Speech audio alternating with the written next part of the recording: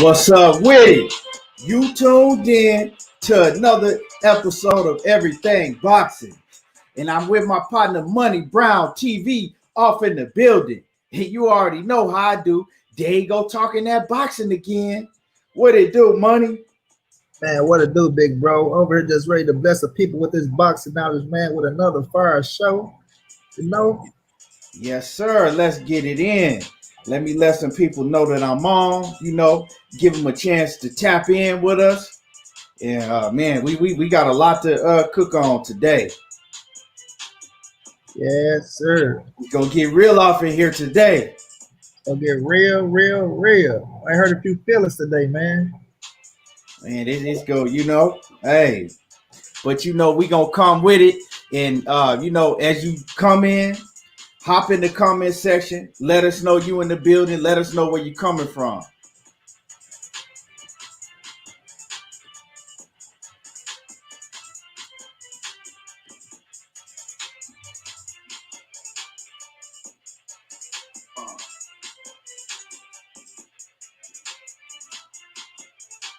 Man, that fight this weekend, Money. Hey, man, it surprised me. I knew it was gonna be a hell of a fight. I ain't know it was gonna go down like that. Yeah, that shit was fire, bro. I say something like I say, people can never get credit where credit is due, man. I see people hating on the fight and shit. I'm like, come on, man. If you tell me you ain't if that shit wasn't entertaining and you ain't enjoy that fight, get the fuck out of here. And speaking on that fight, we gonna cook on something I want to talk about from that fight. You know what I'm saying? Yeah. I feel like it's some bullshit, but man, that shit was entertaining as fuck, bro. Like 8 knockdowns, they knock each other down 4 times, then the end with a knockout. I knew it was gonna end in a knockout, but I ain't gonna lie. I thought my man Baranchi was gonna take it. I said, and I'd have lost money because I said Baranchi gonna knock him out, but I knew my guy was gonna, put up a hell of a fight. But I didn't know he was coming like that, bro. I ain't gonna lie to you. See, I thought Sapita was going. I thought Jose Zepeda. Well, how you say his name? Zepeda, how you pronounce that shit? Yeah. I thought he was gonna win by decision. You know what I'm saying? Because I knew that he could outbox Baranch. I knew he could outbox him. I seen both of them fight a shitload of times. Christopher Jurnett was good with it. He say salute, Big KT and Big K and Monnie Brown. What's going down, Chris? What's going down, Chris? How you feeling, champ? Yeah, and Money, if you want to, you can get the comments while they come in. Yeah, it's just Chris in the building right now, though. That's my bro. Do we got World Comeback Sports in the building? What's going down? World say salute at ET. Everything boxing and money to God. Hell of a fight by both, but awesome win for Cepeda. My bro Jay Dixon in the building say salute. What's going on, Jay? Salute, yeah. World Combat, Jay Dixon. Yes, sir, World Comeback. You ain't lying, bro. That shit was fun. Like I'm talking about. I was streaming the fight. Salute Kwame East in the building. What's going on, Kwame, over on Facebook? What's good, Kwame? World Comeback. I was watching the fight, bro. I was streaming them. That I ain't gonna even lie to you, bro. I'm like, I was on Instagram. They was into the shit, but I got tired out of no fucker. I'm like, man, I'm tired. I ended up stopped streaming and shit, though, but I wish I'd have showed them that shit, because that shit woke me back up.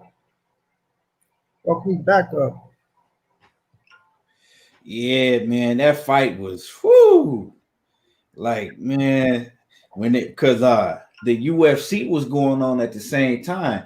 Man, I started watching that fight. I'm like, fuck this UFC. They was in there banging.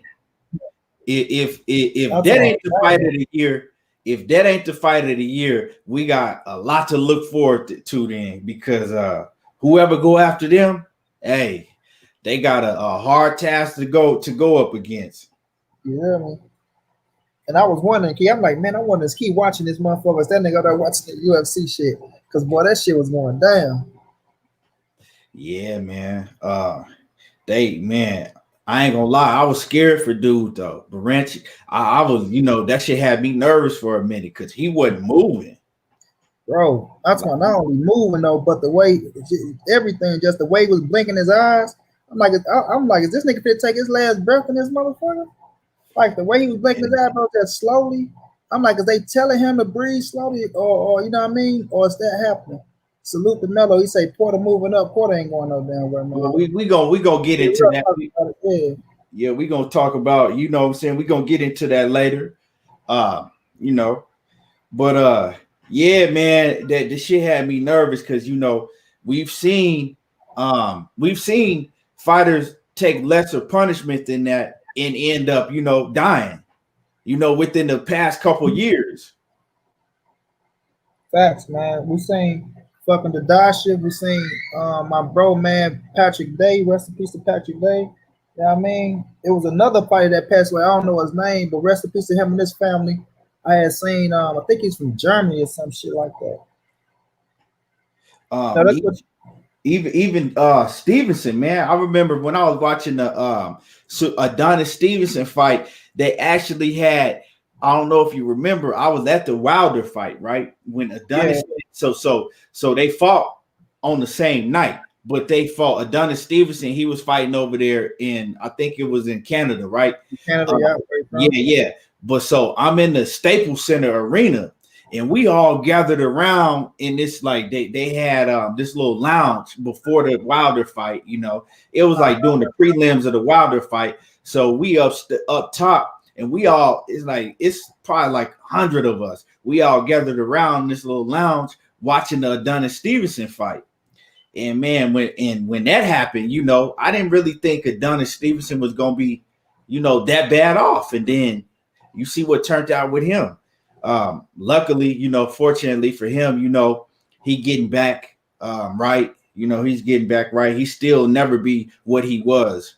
Yeah, he's still not all the way right, but he is, you know, getting back right. I had watched the situation with, you know, with the girlfriend that he was with and shit, him and his moms, how they done fought over him and shit like that. But you know, that shit, that was a whole fucked up situation, bro. That was a whole fucked up situation. Like that shit really like changed his life up. Which he back, you know, to he got great sense and you know, he healthy and shit like that. But yeah, Don Stevenson, he'll never be the same, bro.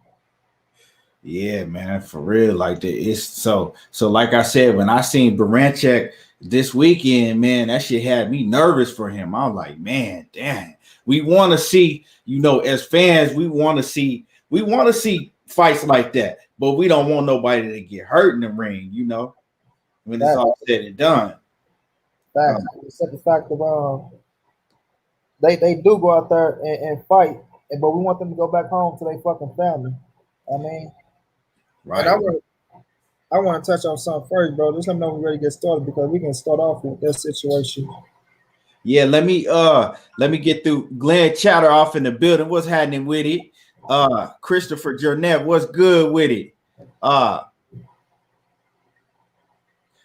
He said good video, but he said Bud dissing the fans. Yeah, we'll cook on all of that. Yeah, Money, man, we gonna let Money, you know, he gonna go ahead and take the lead today.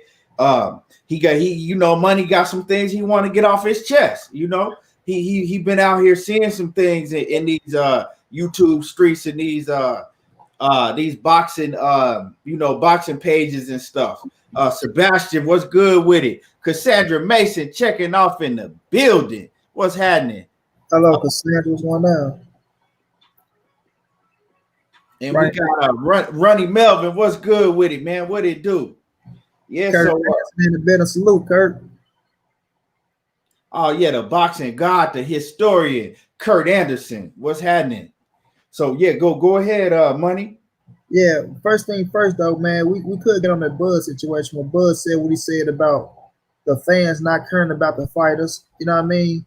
Which was, I feel like I'm reading to y'all the little tweet he put out, and I felt like it was some bullshit. You know, like I said, I respect Bud Crawford, man, but sometimes I think Bud just be speaking from his emotions and how he feel. When he say, now that we all watched the great fight last night, you know, the Baranchi and Sabetta fight, if all y'all saw it, how many people woke up thinking about Baranchi well-being? See what us fight, we put fights, but try to say, see what us fighters go through just to entertain people that don't care about us. It's no joke in the ring. You can't play boxing like other sports. You know what I mean? And all I'm saying is tell us something that we don't know, bro. Don't come out here and try to put the fans on blast like we don't care about fighters' well-being. Like we just out here, oh yeah, they fighting. If one of these motherfuckers die, then you know what? That's what it is. Like Key just said, I was nervous for that man last night. Well, y'all know what I mean, Saturday night. And I felt the same way. And I'm quite sure everybody that's in the chat room right now was feeling the same way. You know what I'm saying? Everybody in the chat room right now was feeling the exact same way. Right there, his tweet. So y'all won't think Monnie Brown just, you know what I'm saying, running this damn mouth. But nobody want to see a fighter die in the ring, bro. Nobody want to see a fighter die in the ring. Everybody feel the same. You know what I'm saying? Like we want a great ass fight, but at the end of the night, we want the best for both fighters, and we want both fighters to go home healthy to their family, bro. You see what I mean? Nobody want to see that shit. But like I said, Bud, do fighters care about the fighters in the ring? Y'all are the one inflicting the pain. Y'all are the one going out there channeling y'all aggression to put that shit into the energy and go out there and try to knock a motherfucker head off.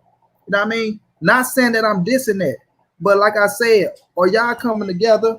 Are y'all coming together as a union to say when a fighter do get hurt, we all go pitch in some of our money so we can make sure this fight okay. We all go pitch in some of our money to make sure the family can eat when this fighter can't feed his family. I don't see that. You know what I mean? I don't see that unity. And I'm not saying that y'all supposed to do it, but when you come out and make statements like that, when you're trying to diss the fans who is buying the tickets, who is watching the fights, giving y'all the ratings to put the money in y'all damn pockets, you got to be mindful of what you say, man. You know what I mean? And I all the time I see this thing with Bud. You know, he don't, and I'm gonna call it how it is. You don't really give us black interviews. You know, nobody don't get the fucking interviews, or we don't really know what's going on with you. And not saying you got to share your personal life with us. That's show right if you want to. But I see you sat down with my brother Brian Custer, which was a good interview. Shouts out to Brian Custer. But at the end of the day, shit, you can do more interviews with more people that do this YouTube boxing shit, or just people to see what's going on with you. And if you interact with the fans, then you can see that the fans do care about the damn fighters instead of just speaking and saying what you feel. You know what I mean? So at the end of the day, I look at that as I call bullshit on there from Bud. You know what I'm saying? Fans do care about the fighters. You dig? But if you go speak out of turn, bro, and if you go criticize the fans gonna have the right to criticize your ass back. You know what I mean? And you ain't just go, I ain't just gonna sit here and just let you say something that I know that ain't true. And you out here making up this shit, and you got suckers out here that's gonna take it and run with it. Yeah, Bud, right, man. You know, people don't care about the fans, this, that, and the third. When nah, Bud ain't right, bro. He ain't right. We all feel a certain way about this fight game. But at the end of the day, it's a fucking gladiator sport. Everybody want their pound of flesh. You know what I'm saying? Everybody want their pound of flesh. Motherfuckers going to this shit want to see knockouts. You as a fighter, you want to go in there and knock a motherfucker out. You know? So you can't get pissed off at us for motherfuckers saying this, that, and the third when somebody get knocked out. But then you the motherfucker doing the knockout. How that shit sound, Keith? You know what I'm saying? So at the end of the day, man, I call bullshit on Bud on that situation. Like I said, I respect Bud to the fullest. Respect him. I watch his ass when he fight. I cheer for him. And as he say, we want to see you, Bud, go home to your family safe, just like we want to see your opponent go home to their family safe, bro. So that statement you made, it was bullshit. You know what I'm saying? It was bullshit. But what you got to say on the Key? Man, like, see, this is the thing. They get the perception that fans don't care. But the thing is that you see how much fans care when one of these fighters do get hurt. Like I said, yeah, we all want to see, we all love to see them blood and guts, you know, knockdown, drag out fights like that. We do want to see that. That's just, you know what I'm saying? That's just human nature. You know, as humans, you know, that like comeback sports, we all want to see that, but we don't want to see these dudes get hurt. And, you know, Bud Crawford, he kind of like, he has the mentality to where he like, I don't give a fuck what the fans think or what they say. You know, he says stuff like that, not in those exact words, but I mean, you know, that's the perception that I get from Bud. So this is the thing. You know, a lot of these fighters will come out and be like, well, I don't give a fuck about the fans. They ain't, you know, paying my bills, which is correct. But I mean, they ain't doing this, but we pay their bills.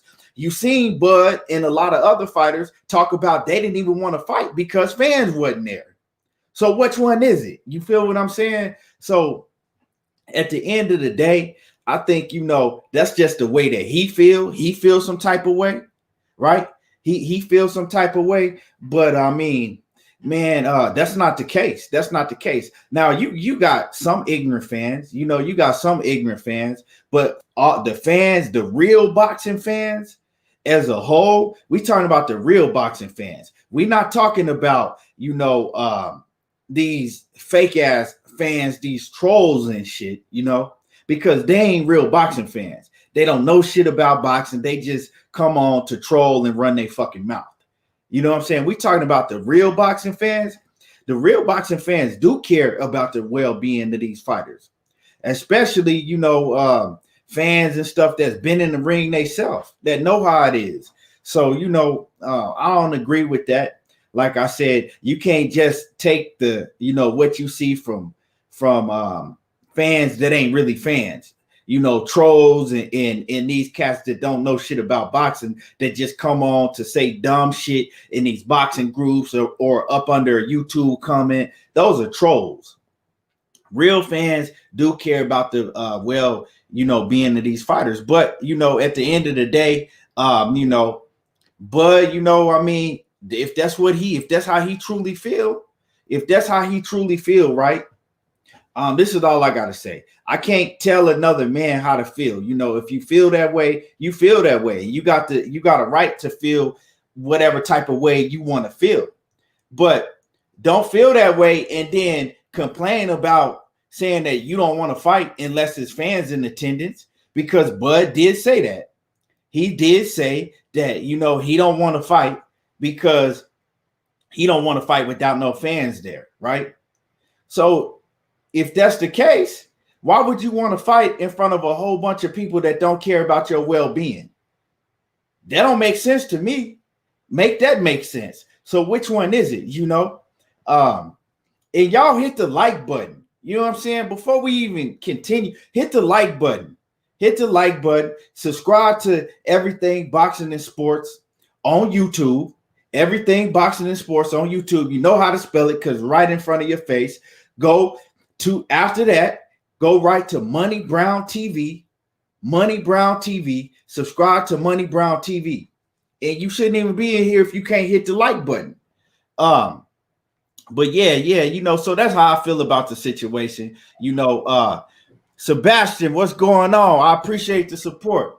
Let me see. You want to get through some of these comments and then we'll go ahead and continue. Yeah, first thing first, let's give a birthday shout out to my brother Kurt Anderson, man. Say, could he get a birthday shout out? Happy birthday to you, Kurt, man. How old you turned now? 25, man. Let me go up. We got a troll in Glenn Chatter. He talking bullshit. But Ronnie J, this my thing though, bro. Hold on. All right, let's get and let me say happy birthday to the boxing historian Curtis Anderson. And y'all can catch Curtis Anderson, you know, most days over there on Blue Blood Sports TV. And you know how we do. We go straight to Blue Blood after I get done with my show. Yeah. And happy birthday again, Kurt. Go ahead, Money. Okay, Sebastian Attempa say, I love this show. Keep it up. Appreciate you, man. You know, keep one of the realest. Chris Vanette, shouting out Kurt. We got Senator J in the building saying salute. You know, Ronnie J said, I get what Bud's saying, though. There are a lot of so-called fans in boxing that are KO and blood fans. They have a comic book mentality about fighting. Fans with good sense aren't like that, though. But this is what I'm saying, Ronnie J. Yes, of course, they want their pound of flesh, but just because they want their pound of flesh don't mean they want to see somebody die in the ring, bro. Even if you want to see a motherfucker get knocked out, we all got that rage in us sometimes. When we see in the fight and we want to see somebody get knocked out, bro. That's the nature of the beast. That's what boxing is. It's a gladiator sport. You know what you signing up for, bro. So either you built for this shit or you not. You know what I mean? You can't try to go on this shit with 1 foot in and then get the time up this and that, especially if you're the one inflicting the pain, bro. Look how many motherfuckers Bud went in there, and we know that motherfucker got a mean mentality in him, but he want to knock your motherfucking head off your shoulder. So come on, bro. You can't have it one way and then try to diss the fans when the fans cheer for this, that, and third. But like my brother Keith said, man, he was nervous. I was nervous. Even I think the ones that want to see knockouts, when they see certain shit like that, they want to see a man get back up. But to Cassandra Mason say, preach, Monty. Thank you. You got Curtis Anderson. Yeah, you got that birthday shout out. Daniel Porro, if that's how I pronounce it. Sorry if I mess it up. He say, what's good with it, Daniel? He said salute. That guy, Then Bud say he wanted to get paid more. I think that's what he's trying to say. I'm sure he's not talking about true boxing fans, though. You're right. Yeah, but when you put it out there, man, when you say fans, you talking about the fans, bro. No fans has equal a pay cut in some way. Dorian Gray, I don't know what you mean. No fans has to equal a pay cut in some way. Hell yeah. Poor kind of boxing in the building. Say happy birthday to Kurt Anderson. Who else we got in the building? Poor counter say what's good, everything boxing and money. The guy was going down with you, bro. What's good with the pool? Okay, right now say the driving force that probably behind Bud wanting fans there is that he's hold his fights in hometown Nebraska and that absence spoils energy. And then we got Mike Ryan say, I think it's time to switch it up. His style has not changed, relying on power, always don't get it. I think Floyd will be perfect showing him to set up that power. Okay, that was it though. Then we got the little troll down there. Probably need to get his ass up out of here, man, because he's just running it up. But yeah, ain't nobody worried about that. No attention if he want to waste his time, you know what I'm saying, he can type until his fingers get bloody. Right. But the move on from the topic, man. He Lomachenko and Teofimo had a little press conference today. Lomachenko wasn't really in attendance. You know what I mean? I watched to a certain extent. I didn't finish it. But man, Teofimo talking that shit. You know what I mean? He talking the whole thing. Yeah. So Lomachenko was never in attendance, right? No. I don't even know if he was supposed to be there. It was kind of like a Zoom type of Zoom press conference thing. Okay, so you think they might have Tio on this one, then have Loma on another one? Yeah, they might. They didn't really say if Lomachenko was supposed to be there or not. You know. So okay. I'm pretty sure maybe, I think they might have a split. They have them split up. Okay, but just looking at that fight, it's up and coming. We know that's the next big fight, October the 17th. You know what I'm saying? I know I'm quite sure we're going to have a couple fights in between, but that's the next big fight that's on the menu on ESPN. Like I say, thank God it's not pay-per-view because we already got a bad damn pay-per-view in this month and in next month. But just looking at Teofimo, bro, I'm looking at his little confidence. Like I say, some people will call it nervous energy. But when I look at him, bro, I got to give the kid credit. I think he really believed in himself and that he could beat Lomachenko. You know what I mean? I think he really do believe. But when I heard him speak, and all he can say is he said ended in one way, and that's a knockout. You know what I'm saying? They kind of get me worried a little bit because if you're saying it can only end in one way and that's a knockout, to me, is you going out there gunning for the knockouts. That's what you're looking for. Because if that's the only thing that's on your mind is the knockout with Lomachenko, and if you can't land that big shot on Lomachenko, then what do you do next? You know what I'm saying? What do you do next? And I seen my guy Shakur, which I'm going to touch on too, say if it ended knockout, he picked Teofimo Lopez, but if it go 12 rounds, he picked Vasily Lomachenko in that fight. You know what I mean? Me looking at the whole situation as a whole, and I know if y'all been following my brother Key, he already got Lomachenko winning that fight. If y'all been following me, y'all know that I got Lomachenko winning that fight. I respect Teofimo Lopez. I'm rooting for Teofimo Lopez. I just don't think Teofimo Lopez has the experience right now to go out there and beat Lomachenko, even though, like I said, he got elite knockout power. But if you don't land that shit, you know what I'm saying? Because you're going to have to work to land that shot on somebody like Vasily. He's not just going to be there for you. And he ain't just no motherfucking crash test dummy. You know what I'm saying? So you have to work your ass off to land that shot, to try to knock out a Vasily Lomachenko. And not saying you can't do it because we've seen him go down against a highly skilled fighter and Jorge Linares. A lot of people don't give Linares his boxing ability, like his credit for his boxing ability. He's a smart sharpshooter. You know what I'm saying? I don't see Teofimo being a smart sharpshooter like that. Just my opinion. Now, he's a hell of a fighter, but he's going to have to prove to me that he can beat somebody like Vasily Lomachenko. You know what I mean? Somebody that's been in there and seen it all, been hit with the hard shot, so that shit ain't go, bother him. Now, I'm not saying he fought somebody with the power of Teofimo. I do think Teofimo probably has as much power as anybody he ever fought. You know what I'm saying? But at the same time, you're going to have to set that shit up and know how to land it on somebody like Vasily Lomachenko, who is a slick, masterful fucking boxer and is great at fucking range and distance himself. You know what I'm saying? So it's going to be a hell of a fight. But to me, Teofimo is talking a lot of shit. He's going to have to back it up because if you go in there and you lose this fight, son, you're going to see how cruel this internet shit can be. and have motherfuckers take your words and use them against you. You know what I mean? But what's your thoughts on that, kid?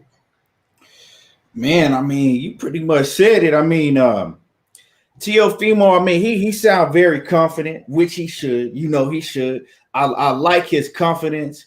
You know, I just don't think that he has the experience in the, you know, just the ring IQ and knowledge to beat, you know, Lomachenko right now. Like everybody talking about, oh, he gonna fuck Lomachenko up, he gonna knock him out in this round and this round. If that's what everybody is banking on, you got a real slim chance. You have a real slim chance of banking on him landing a big shot, right? And going in there and knocking out Lomachenko. You know what I'm saying? He you know, that's a real long shot. Let me see.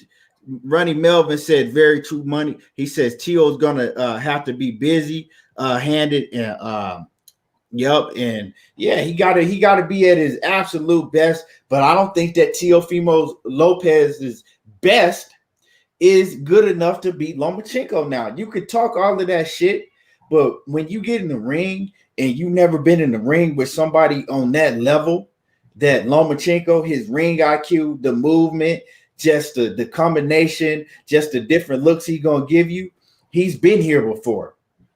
You know what I'm saying? He knows what to do when them deep waters come. He know how to get out of them deep waters and swim. He's been knocked down before. He's been in the ring with the best. Teofimo Lopez, he just never been on that level before. You know, he never been on that level. And it's like, is you gonna go with the is you gonna go with the rookie? You gonna go with the rookie Michael Jordan or the 1996 Michael Jordan in his prime? Which one you going with? You know what I'm saying? Yeah. In the playoffs, throw them in the playoffs, both of them right now. You going with the rookie Michael Jordan? You know what I'm saying? Or you going with the Michael Jordan in 96 in his prime? I'm going with the 96 in his prime. Yeah, the rookie got more athleticism. You know what I'm saying? He more explosive, but that one in the prime, you know, he a real killer, methodical. He know what to do. He know how to outthink you. He know what to do, when to do it. And at the end of the day, I think Lomachenko just gonna pick him apart. You know, when it come down to that nitty gritty, that you know, when you got to swim in them deep waters, I think that Lomachenko, he been there. You know, he's been there. Hell of a fight. I can't wait for it. And like I said, I love the confidence that Teofimo Lopez has, because he has the confidence of a real killer. You know, he don't look like he doubts himself. And one thing that I did like that Teofimo said today is, you know, they asked him about him being so young and isn't he like kind of nervous of letting his O go? You know, he was like, you know, they're putting you in the ring with somebody that's so young, right? That's so young. I mean, they putting you in the ring with somebody at this stature, at the top level, and you this young. And he said, look, he said, that shit don't mean nothing. He said, look at the fighters. He said, look at Marvin Hagler, Sugar Ray Leonard, Tommy Hearns. He named the fighters in the old school. He said, they all fought each other. He said, if they lost, they lost. He said, but, you know, that didn't take nothing away from their career. He said, they all fought each other. And I liked his mentality. You know, I like his mentality. Like, hey, whatever it is, I'm not afraid that I'm undefeated. I just want to fight the best. And if a lot more of these young fighters thought like Teofimo Lopez thinks, man, we would have the sport to be much greater than it is right now. But you know, I like his mentality. I like the way he think. But at the end of the day, you know, I just don't think that. And I see you, Cassandra Mason. I think Cassandra said that she'll take the rookie MJ. Well, the rookie MJ wouldn't. He was giving you L's. He wasn't giving you them W's. You know what I'm saying? Yeah, he was more athletic, but at the end of the day, if you watch sports, that don't win championships. Big facts. But yeah, that's how I feel. I just feel that he don't have enough all around skills yet. He don't have the ring IQ. And Lomachenko, he been there. This is somewhere that he's been before, you know. But you know, everybody gonna have their opinion. Everybody gonna. I see most people that I see is going with Teofimo Lopez. They think that, you know, he just gonna go in there and run through Lomachenko, get him up out of there. I don't see that. But like I said, the good thing about it is we don't have to wait too long to see. I can't wait for this fight. I cannot wait for this fight. I didn't get to see the Blood, Sweat, and Tears show last night, but I'm gonna go back and see if I can find that. I'm gonna watch it because I'm looking forward to seeing that too. Let me get through some of these comments. Yeah, Kurt Anderson said he can't wait. Glenn Chatter says, I asked earlier who beats Josh Taylor. To answer that real quick, the Josh Taylor question, I don't think that nobody at 140 beats Josh Taylor. That's just my opinion on it. I don't think nobody at 140 beats Josh Taylor. I don't think Jose Ramirez can fuck with Josh Taylor. He don't have the boxing skills to fuck with Josh Taylor at 140. So nobody that's at 140 right now can beat Josh Taylor. That's my opinion. Ronnie Melvin says, imagine if Wilder could stick and move and set up his shots, then use his power at will when the opening is there. I've seen him fight like that before. You know, some of that I've seen him do some of that before and get devastating results. You know, sometimes, you know, fighters get away from what they do best. Yeah, Daniel Parr says, do you think Tio loses? If Tio loses, can that ruin his career? Nah, he's young, man. And this is the thing as fans, because we have a part in this shit too as fans. When a fighter loses, we want to get all over on social media and shit on them and act like they need to retire and this and that. Like, man, if you see, because a lot of fans haven't seen the best fighting the best in so long that you tend to forget how it was when the best was fighting the best. When the best was fighting the best, other than Floyd Mayweather, you know, because Floyd Mayweather was in all of them eras. Yeah, I mean, you know what I mean. Floyd Mayweather was in the late 90s, the 2000s, the mid 2000s. You know, he was in all those eras. So Floyd Mayweather was in the era when the best was fighting the best. But other than him, when the best was fighting the best, all them dudes had losses. You know what I'm saying? You're gonna take L's. So, you know, nah, absolutely not.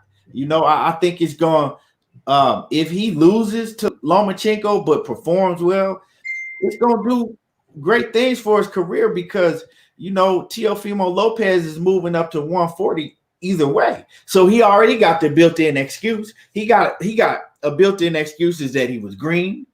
He got another built-in excuse is that it was hard for him to make the weight. He was just too big for 135. He was having to suck himself down. Y'all gonna hear all of those excuses come in if Lomachenko beat him. You know what I'm saying? Ronnie Melvin says, I hope Tio can upset only because I like to see underdogs get it. I feel you. Let me see. Mike Rhymes says, I think Lomachenko defense is overrated. He says people getting it mixed up with his feet because he do be getting chipped up. Well, I mean, Mike Rhymes, you said he be getting chipped up. Name me a fighter, right, that fights when you go in there with other top level opponents that don't get hit. You gonna get hit.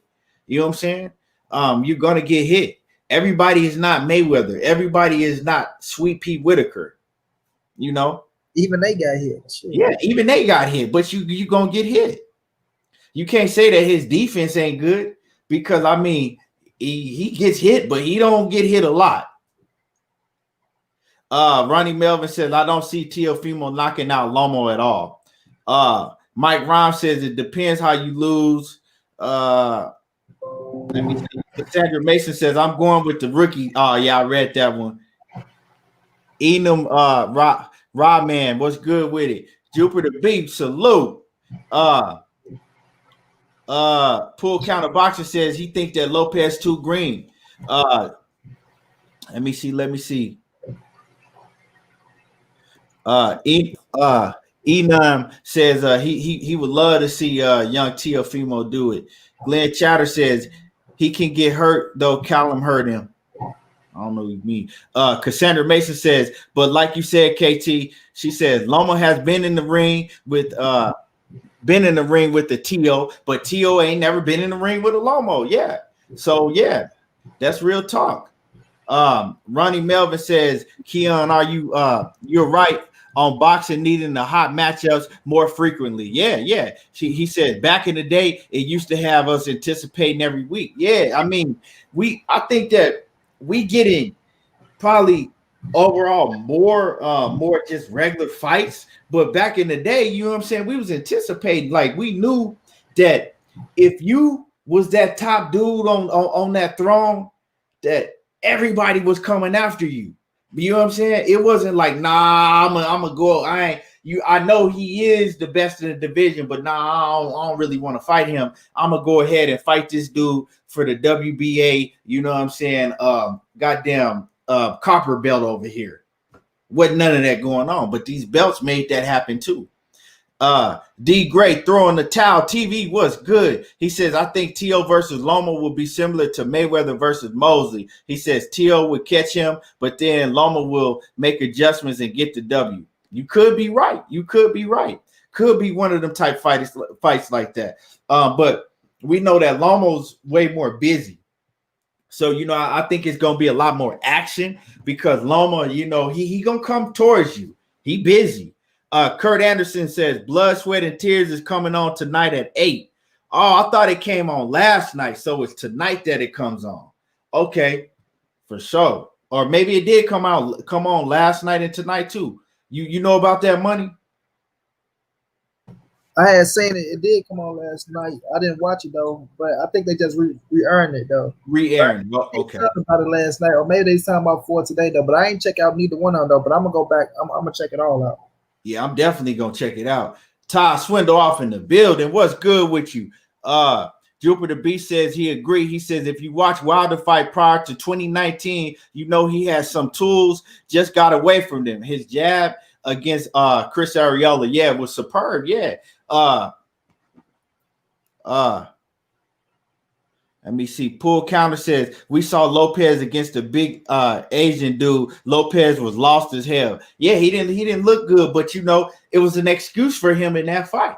He was going through family trouble. You know, he wasn't focused. He just had got married. There's a lot of excuses. So, you know, whatever it was, you know, it is what it is. You know, the thing about a fighter is that they get criticized because fighters, you know, it's not a team sport. So when you in that ring, you in there by yourself. So every time you in that ring, you have to be on your absolute A game. And, you know, if you have a bad night, you know, you tend to get criticized. But, you know, us as fans got to realize that sometimes you can have a bad night. You know, I mean, basketball players can do it. Football players do it. In every sport, you know, fighters have, I mean, every sport, you got athletes that have bad nights, but it's crazy in boxing. You in there by yourself, so you can't really afford to have a bad night. And, you know, people always going to look for you to be on your A game in the sport of boxing. That's what it makes it so much different than any other sport. You know, combat sports like boxing and UFC. You can't afford to have a bad night, especially when you're in the ring with top level competition. Todd Swindle says, I think too, he says, Loma, he says, could be like Mayweather. He says Canelo. He says, with two best to come after fighting. He says, with two's best to come after fighting Loma. So he said he think it could be like Mayweather and Canelo. But yeah. With Tio's best. With Tio's best to come. Yeah, that I think it probably switched up his typing when he was typing it in. He said, but he meant with Tio's best to come after fighting Loma. That's what I think too. Oh, okay. I think that Teofimo's, you know, I think that he's gonna learn from this fight. Either way it go, he's gonna learn from this fight, and then it's gonna be kind of like the Canelo effect, right? When he fought Mayweather, Canelo got much better from fighting Mayweather, you know, and I think that's the same thing is gonna happen with Teofimo Lopez. It's just we'll get to see, like I said, ain't nothing set in stone. He ain't lost, he ain't won. And I'm just saying scenarios. If he did lose, right? Then we'll get to see how strong his mind is. Do he got that? Because your mind have to be strong to take an L early on in your career and to get better from it. Some dudes, it break them, you know. Some dudes is strong and it make them better. Canelo, it made him better. Jupiter B says, you want to get through the rest of the comments? We right here, Jupiter B. Where he says, and we definitely go ahead and get through the rest of the comments. Money, and you cook on them. Yeah, he say, and we definitely got to stop assuming a career is over because of a loss. A loss to Loma would not be a death sentence. Yeah, right. I look at that situation as, man, he'll be all right. His first loss, he's young. He know how to talk his shit, so he most definitely can make his way back, especially when we get out this Mayweather era shit. People be stuck in that Mayweather era where that old mean everything to him. Ronnie J say, yes, it's like that undefeated status is spoiling the matchup process. That's promoter's fault. Yeah, man, that's the fighter's fault too for, you know, just thinking that O mean everything. Like I tell you, we got a lot of motherfucking fighters in the Hall of Fame that ain't got an O. Then you say, if Loma loses, you're going to hear he was never a natural 135-pound fighter. Yeah, I mean, you heard so many excuses on both sides, bro. That guy say the fans win either way in the Loma versus Tio fight. We either see a new star coming out or a pay-per-view, or a pound-for-pound guy handling his business. Todd Swinton said, I think Tio Loma will be like, oh, you read it already. TZ talking to Poor Counter.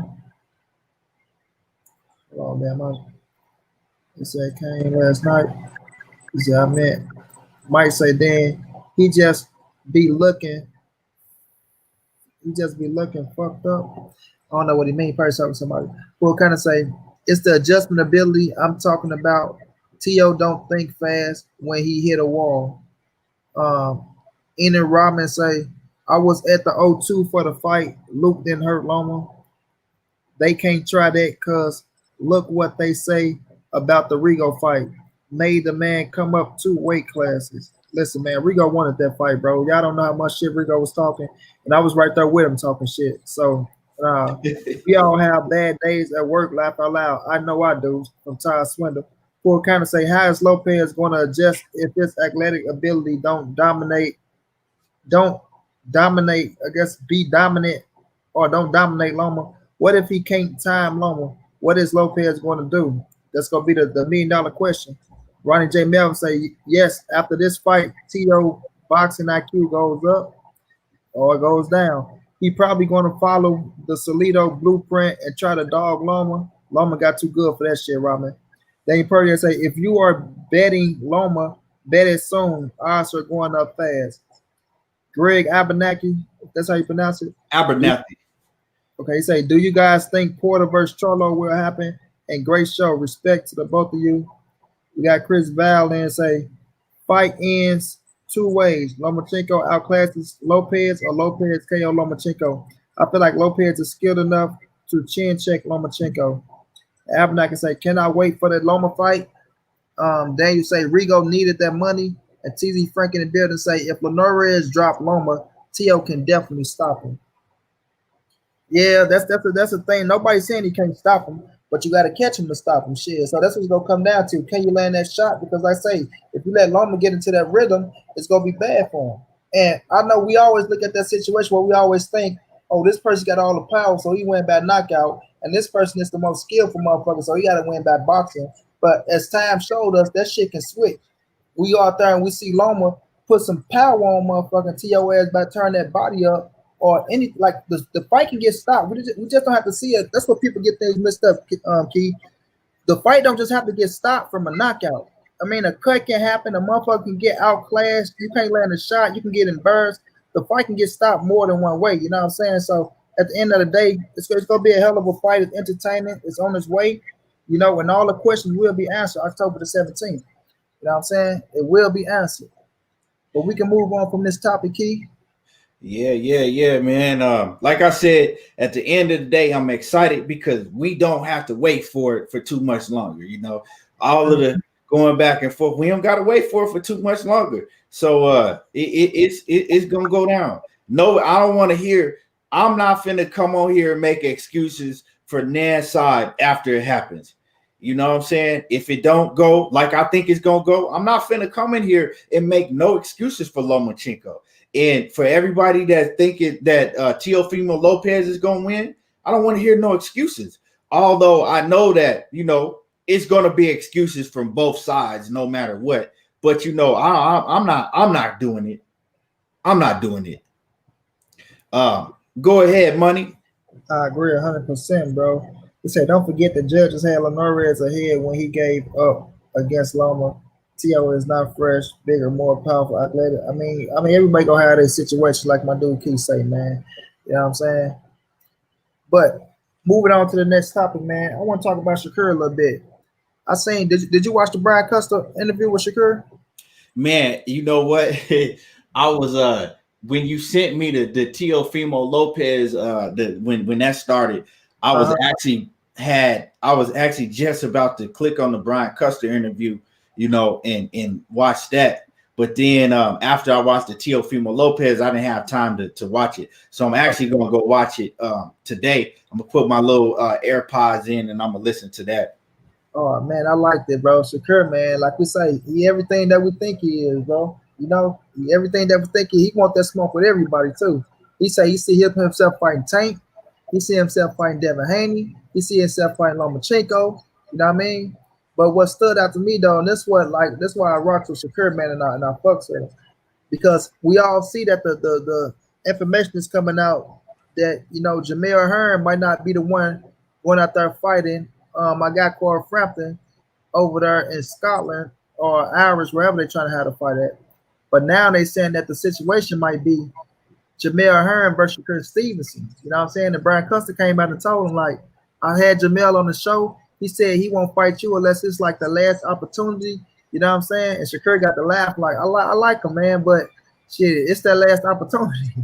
He like, yes, Shakur been calling him out. Shakur said that he either gonna have to fight me or he gonna have to retire. Exactly, bro. And that's what I mean by he not playing that friendly game.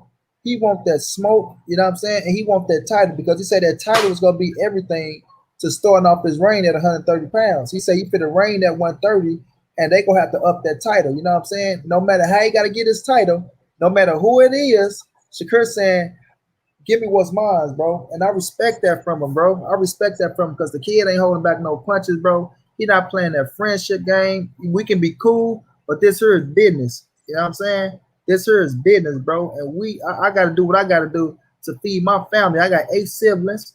You know what I'm saying? I want to be great. I want to be the best. And if you in my way, shit, you going to get ran over, bro. You going to get ran over. And he, like you say, he believe he the best. He know he the best. He understand what the skill set is. He not shying away from no smoke. He said if he can have it his way, he'll fight Leo Santa Cruz, the winner of Burchett and Valdez, and then he want Lomachenko after that, bro. You know what I'm saying? So this kid talking how we want young fighters to talk. He talked about him in the Olympics and things like that. But man, Shakur, bro, to me, Key, and I'm quite sure you probably feel the same way I feel. He say at the end, when everything is all said and done, with him, Devin Haney, Gervonta Davis, Teofimo Lopez, Ryan Garcia, Richard Hitchison, all the young fighters that's up and coming, he gonna be the last one standing, bro.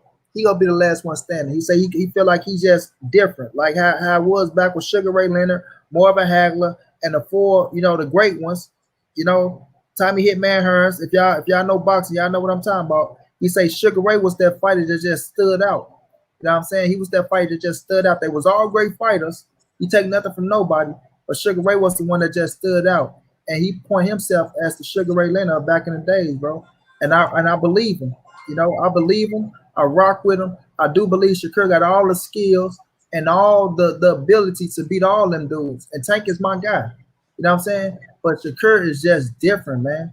It's just different with his mentality different. He don't hold no punches back. He not talking about he want this fighter, that fighter, that fighter. He want all these motherfuckers, bro. and he believe he gonna beat them all. You know what I mean? He believe he gonna beat them all. And when you see that type of fighter that come once in a generation, and I'm not saying them other cats is not special. I'm not taking nothing away from none of them because all of them are great in their own way. You know what I mean? Some of them gonna be future Hall of Famers. Some of them gonna be world champions. Some of them gonna make a lot of money. Some of them gonna be hotter than the other. But Shakur Stevenson is that cat who I would say, if you want to put your money on anybody, put your fucking money on Shakur Stevenson. You understand what I'm saying? Put your money on Shakur Stevenson. Shouts out to my bro 503 line in the building. Who is better, Tank, Shakur, or Devin? I'm going with Shakur, bro. Out of all of them. Out of T.O., out of all of them, bro. And like I say, Tank is my guy. I rocks with Devin. I'm going with Shakur 503 out of everybody, bro. Because of the mindset, bro. The mindset. You know what I'm saying? It's like he can do it all. He can do it all, bro. He can do it all. And he coming to show that he can do it all. He not holding back shit. He not holding back nothing. He ain't on that friendship tip. He ain't on none of that shit. You know what I'm saying? He really believe in himself and his skill set. And what I see in that kid and what I think I know about this boxing game, and I'm quite sure, I believe in what the fuck I feel. Shakur is that one, bro. And I think I ride with him. I think out of all, and I said this plenty of times, he gonna be the one with the most accolades, and he gonna be the one and go further. You know what I'm saying? Somebody might make more money. Somebody might be more hotter right now. Somebody might have, you know what I'm saying, the Instagram and the followers and all that shit. But when it's all said and done, Shakur gonna be the last name that we screaming. What you got on me, Key? Yeah, man. Like I'll be telling you, Money. All of these dudes. When you talk about the Devin Haney's, the Tank Davis, the Teofimo Lopez, the Ryan Garcias, all these young cats. To me, Shakur Stevenson is the one. I mean, he's ahead of the game right now. You know, a lot of I see, newly, a lot of people are talking about, Devin Haney is the best. Devin Haney is the best. I like Devin Haney. I like Devin Haney's work ethic. Devin Haney is very disciplined. He do all the right things.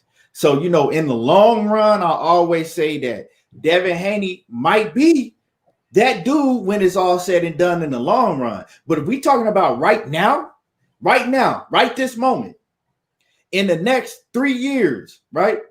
And right now, Shakur Stevenson's better than all of them. He is. I know what I see. Shakur Stevenson better than all of them. He don't really have no weaknesses in his game like that. Shakur Stevenson,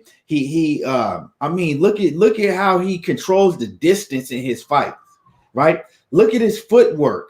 Look at his the way he can fight. He can fight inside, the outside, mid-range. And that's the hardest thing to do in boxing is to have a great mid-range game, right? A lot of people don't understand that. If you can control that mid-range distance, and he can do that. He can do it all. Like I said, he's well ahead of his time. He way ahead of his time. And he's just a lot better than all them dudes. Like when you talk about Shakur Stevenson and I see Enum says if Shakur beats Warrington, that's the real deal. Like when you talk about Shakur Stevenson and Josh Warrington, right?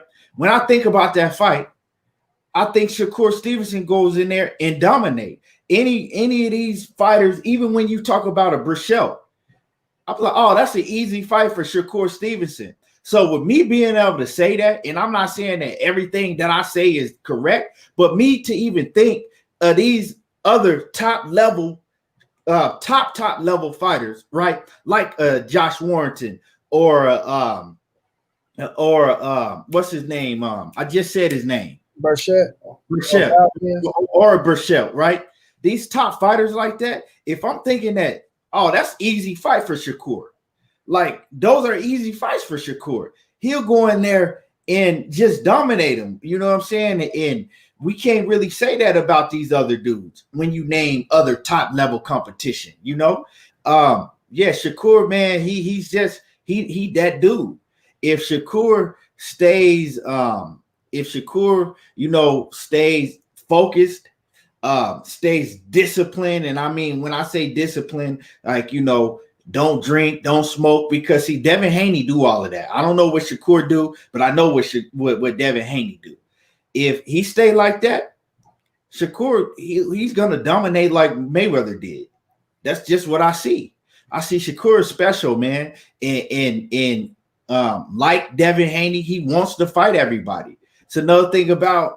That's why I think that him and Devin Haney, they're better than Tank to me. Now I don't know if Devin Haney can go in there and beat Tank right now, but I'm just saying overall, I see them two fighters, right, being at a top. I see them rising to the cream of the crop. I see them too, but I see Shakur is better than all of them right now, because a lot of people like, and the reason I'm bringing up Devin Haney is because a lot of people like to compare Shakur and Devin Haney.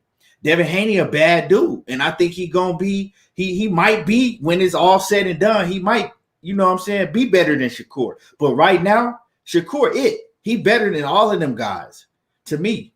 And I don't see none of them guys in there being able to beat Shakur. I think Shakur is the one who eventually beats Lomachenko if they ever fight.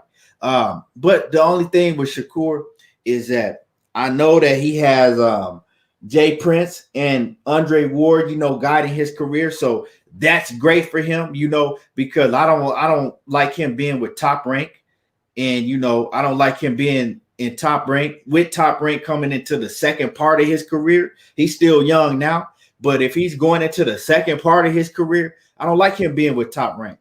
But he has an advantage because he does have Andre Ward and Jay Prince behind him. And Jay Prince been doing business with Bob Arum for a long time, right? And Bob Arum, Top Rank, they know not to fuck with Jay Prince.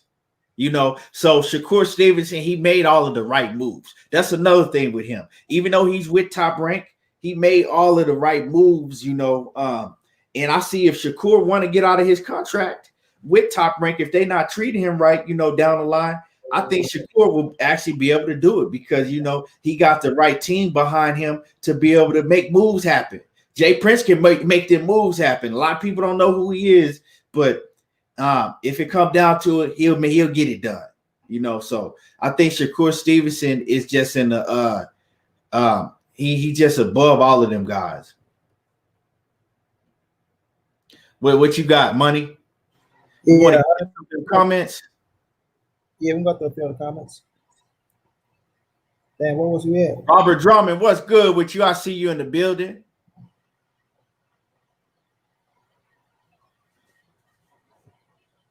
Let me see. Chris Val says Arum couldn't even get Shakur Stevenson to warrant a fight to unify. The only reason why Stevenson versus Herring is being mentioned because it's Top Rank in the in-house fight. Arum can't get his fighters the best fights anymore. Nobody fucks with Top Recycle like that anymore. He said, "Don't nobody fuck with Top Recycle." Well, that ain't all on Bob Arum right there. Right. It really, Josh Warrington can say what he wants, but he still got to step up and be willing to get in the ring with that man. Hey, I mean, Josh Warrington, he can say what he wants, but he still had to be willing to step up and get in the ring. But I don't think, and the COVID situation kind of messed that whole thing up. So I don't think that was all on Bob Arum right there. But we'll see, because like I said, Shakur Stevenson is at 130 now. You know what I'm saying? You got Miguel Berchelt, right? If he can't get Shakur Stevenson them fights, then we need to start looking at Bob. But we already know that Shakur Stevenson, Bob Arum will give him Herring. You know what I'm saying? Because Jamel Herring, Bob Arum don't look at Jamel Herring like that. And like I said, no diss to Jamel Herring. Great man. He a great man, but he just not on that level. And another thing, Bob know, as I know, Jamel Herring not gonna beat no damn Corey Frampton. So why let that scrap go to Corey Frampton when you can let it go to Shakur Stevenson and right. now you still got a champion right there in your stable? Right. Exactly. Pull Counter says, just watch the fights. I think experience over youth and power. Let me see. He needs to get that fight with Josh Warrington. Ronnie Melvin say, excuse me, Shakur is the one that comes in the room. He says Shakur is the one that comes in the room, and the freshmen in the class stop barking. I noticed it when he came to Colorado Springs. Okay, so he didn't got to see Shakur. Yeah, they know. They know when he walk in there. Okay, this a young kid, you know, but this a bad man right here. Let me tell this to Robin. Warrington didn't want that scrap, bro. So like when you say Shakur beat him, being his, I'm like Key. Shakur was gonna smoke Josh Warrington, and I like Josh Warrington. He proved me wrong a couple times. He wasn't ready for Shakur Stevenson, bro. He didn't want to pull it out of that deal. He ain't want to fight. I mean, you want me to go, Key? Greg Albany say Stevenson is special. You can see it. Facts. Chris Val come back and says Shakur beats anybody at 135. He gives everybody fits, but I don't think he's exciting enough to become a boxing star. He just doesn't have the power, but maybe he sits on his punches in the future. Oh, he'll prove you wrong. He'll prove you wrong. Shakur punch mix is crazy too, from Ronnie J. Melvin. And then Robin come back and said being managed by Ward as well has to be a major blessing. Jupiter B said, I like Burchett. That's a good fight. I think Burchett is a good fight as well. Abney said, I would to see. Oh, where was that? Damn, that motherfucker jumped on me hard. Yeah. I would like to see Stevenson versus Lil B Hop. He'll beat Lil B Hop ass. That guy say if Haney and Shakur do ever meet in the ring, what weight would you think that fight would happen?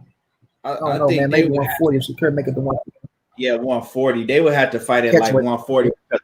I don't see Haney being at 135 for too much longer. And then Shakur Stevenson got a lot of work to put in at 130 before he even go up to 35. Dane Perry said hardest fight for Stevenson at 126. Leo Santa Cruz and Tank at 130.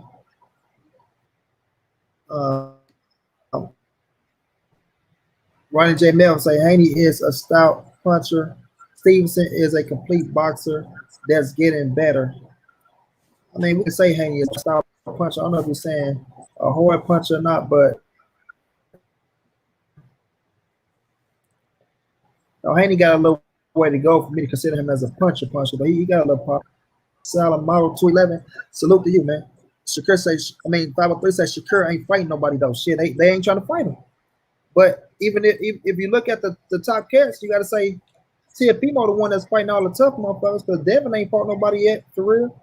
My guy Tank, like you say, Tank got some solid cats on his resume. Chris Diaz ain't no stout. He ain't just no pushover. And then Joanne Gonzalez, he can bang his ass out. We seen what he just did to Mariaga. I say Shakur resume better than Devin Haney resume. No doubt, way better. Shakur got a way better resume than Devin do right now. And that's just the honest. That's just being honest. Yeah, that's just being honest. For kind of say they dodged Gary Russell because he was good. They will probably dodge Shakur also. Shakur will probably have to go up. I think he go get the fights at 130. I think they can't dodge. I think Bob will make sure, and Jay Prince and Ward is gonna make sure that he get the right fights at 130. There's just too many good fights right there at 130 for him not to get one of them cats. You know what I'm saying? And I like Miguel Burchett. I think Burchett will fight him. I don't think Burchett will dodge as long as they come with the right situation. Robert Drummond say for sure, just soaking up the lesson y'all laying down. Bruce Gold's going down. Say salute Keon and Monnie Brown. What's going down, bro? Monnie going Brown down with it. And salute to my man Vic in the building. Salute to my man Victor Morales off in the building. Victor Morales. You say Shakur needs to start stepping it up. Shakur trying to step it up, bro. These cats gotta be willing to get into the ring with him. He ain't ducking nothing. That man want everybody. You see, for the fight for the title, WO scrap, take out Jamel Hearn. After that, he say he on everybody. He on everybody here, but you gotta get that scrap first. Victor say yes, Stevenson has the right people behind him. That's why he shut Mayweather promotion down. Mayweather promotion tried to get him a shitty contract. 503 say, I feel y'all though. Tank is fighting better competition than both of them. Fact. Oh yeah, but like you said, Tank got the head start on him. But you can't deny that. He gave Tank his credit too though. He gave Tank his credit. What's up, girl? He gave Tank his credit. Victor M say Stevenson is nothing to play with. 503 say Shakur needs to be tested. Hey, go look at Chris Diaz. 503. He fought for a world title and goddamn me, Joey Gonzalez. But no, I understand. You need that big fight. He trying to get it. Robin say, ain't Hearn got to fight with Frampton? That shit might be off, Robin. We got y'all hit that like button. Y'all hit that like button too. Everybody that's in the building need to stop what they doing and hit the like button. It don't matter if you're on Facebook or YouTube. Smash that like button. Chris say, once Stevenson leaves Top Rank, he will flourish. Mayweather and De La Hoya didn't need Earn once they became a name. Wish Crawford will notice this. I don't want such great talent to waste, and Earn is doing that. Robin say the Frampton fight, Jay's just a big money fight. Victor say that Frampton fight will bring out more of the Irish community out there. The Irish fans comes out and turn up. It's always comes down to who puts asses in the seats. In this case, Frampton does have a good fan base. Lil B-Hop versus Stevenson would be a good fight. I'm telling you, man. Shakur is smoking. Shakur I fuck with B-Hop heavy too, but Shakur smoke B-Hop. He says Shakur resume is better. And then my boy Powell said, I think Tank beats Shakur. Too much power, speed, and experience. Shakur is the truth from World Combat. Yeah, Tank, my guy. Right now, that ain't gonna happen right now. But man, that power is what Shakur gonna have to look out for. Tank and boxing. Tank don't get credit for his boxing ability, 503. But let me tell you, man, with Shakur, bro, woo. Man, I'm telling you, in the defense, it's a beautiful one to see, though, bro. It's a beautiful one to see. Tank Davis will not beat no Shakur Stevenson. I don't care what nobody say. Shakur Stevenson got too many tools in the bag. And I'm not saying that Tank can't box. Tank Davis he can't fuck with Shakur Stevenson. If they both fight at 130 right now, if they do 503 line, you let me know what you want to put up. You let me know. Shakur's on another level. Like I said, Tank Davis, yeah, you know, he hella talented, hella good. He not fucking with Shakur. If they fight at 130, I don't care how much power he got. You got to be able to hit somebody with that power. How much does Shakur Stevenson get hit? Let me know that. Let me know when you ever see. I'm telling you, you got to be able to hit him with that. You see Tank, we seem to forget that Tank, you know, we seem to forget that Gamboa fight. But we gonna act like that didn't happen, even though he did get Gamboa up out of there. You know what I'm saying? But imagine if there was Shakur Stevenson in the ring instead of Gamboa. Hold on now, but he beat the shit out of Gamboa though. Like I know y'all be bringing up Gamboa. He just took time.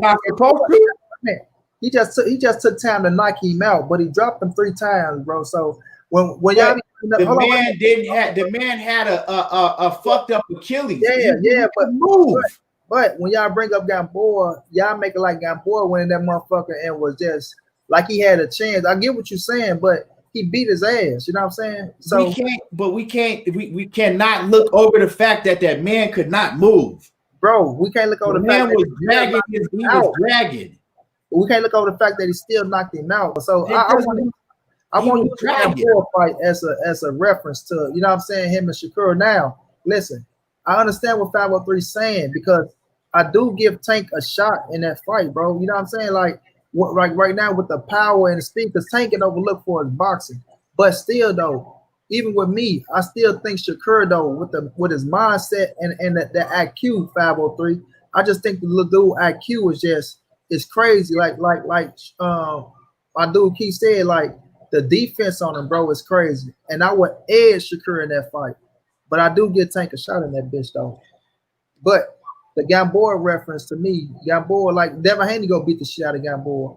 And he might even get him out of there quicker than Tank. But that still ain't gonna prove to me, you know what I'm saying, something, because Gamboa is just a stepping stone, you know what I'm saying?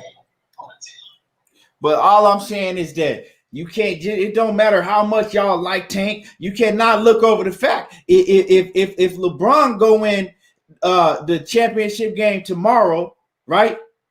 And he playing with a motherfucking half partial torn Achilles, you can't say that LeBron is at his best because he's not going to perform like that. You know what I'm saying? If you get in the ring with an injury like Gamboa, well, I mean, he suffered the injury in the second round, but I mean, he couldn't move. Of course, Tank was going to beat the shit out of him. He had a man that was in front of him that could not move. All I was saying is if you had a took, right? That's all I'm saying. If you take Gamboa out of the ring that night and put Shakur Stevenson in the ring, right, against that Tank Davis that same night, because y'all want to make a whole bunch of excuses for Tank. Oh, well, Tank, he did this. What's the excuses, Key, when he still... No, I'm not talking about you. I'm talking about people. You didn't hurt him. Oh, well, Tank is because he had a hard time making weight and he was drained and this, and that. I didn't heard all the excuses. I'm saying if you take Gamboa out of the ring that night and put a Shakur Stevenson in there, ain't no way that Tank Davis would have did that to Shakur Stevenson. Ain't no way I see Tank Davis beat Shakur Stevenson. Well, everything that Shakur can do. You know that's gonna be a whole different fight. If you take Gamboa out and push Shakur in there, that's a totally different fight, bro. Totally different. I think you're talking about him the time, because people be looking at Tank fight Gamboa. Moment I like Gamboa. Oh, if it went for his Achilles, like that motherfucker was gonna beat Tank or some shit. He ain't had no chance of beating Tank in that fight. None. And I'm gonna keep it real. I don't think Tank took the nigga that serious, to be honest with you. But that's just me. How is that? I don't took him serious at all. You in Atlanta, you in motherfucking Black Hollywood. But who's fault is it? Wait a minute, your baby mom. No, I'm just saying, yes, that's on Tank. You're supposed to take every fight serious. But I'm just saying, you in Black Hollywood, all the stores out there. You know what I'm saying? This shit going crazy. Went it on Juneteenth or some shit? Or no, I went on Juneteenth, was it? Nah. But no. I'm just saying that you out there though, you know you could have this bitch jumping.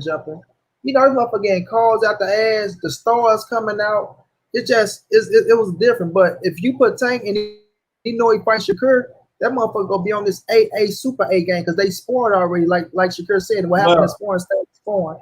But you know that motherfucker gonna be on this Super A game going up in there against somebody like a Shakur Stevenson, bro. Well, this another thing. I mean, we keep making these saying the same shit. But when Tank was on the biggest pay-per-view, right, that there's been on the Conor McGregor pay-per-view.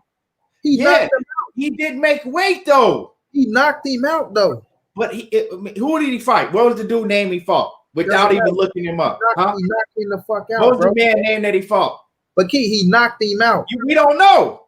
All right, though, but what hey, Money, we don't know the man name that he fought. I know, but the point you're gonna make is him losing this scrap, right? But I'm saying no. The point that I'm making is we keep talking about him not being disciplined, or it's because he was in Atlanta and this and that. He do that all the time. So then ain't, you know what I'm saying? So he do that all the time. So that's not nothing we could say like, oh well, the reason he was like that in Gamboa fight because he wouldn't focus. Well, he wouldn't focus. Obviously, he wouldn't focus when he did make weight for the biggest pay-per-view. I mean, that was true. Ever happened. That's true though, because on the McGregor undercard, but he was in there against a nobody. So I mean, of course, me and you can't even name who the dude was right now. So of course he gonna knock him out. And that's the same as Gamboa. It's like shit. Once you up there and you on this big ass pay-per-view, it must have been Tevin Foreman. You know what I'm saying? But Tevin ain't take the paper. But my thing is, Tank was young. Like, all right, I ain't gonna even say that because you're gonna say that. But if you put him in there against Shakur Stevenson, I'm somebody against Shakur Stevenson. Just like Tank going right now against Leo Santa Cruz, working his ass off, it's gonna be a different mentality. You know you can't play with these type of motherfucking fighters. You know you gotta have your ass on your A game, and you know in that motherfucking contract, them pounds go cost you. You talking about big money here, but you know the skill level of these fighters, and your ass gotta show up and show out. You know the skill level because you don't want to get embarrassed in that motherfucker. You know what I mean? So I put him up against Shakur. Like I say, I still think Shakur edged that bitch because I know what Shakur is.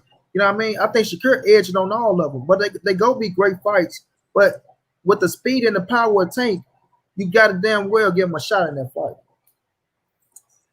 Yeah, I mean, of course you're gonna give him a shot because I mean, Tank ain't no motherfucking bomb fighter. You know what I'm saying? He's not a bomb. Tank is a hell of a fighter. But it's just to me when I look at that fight, I see Shakur is leaps and bounds above him.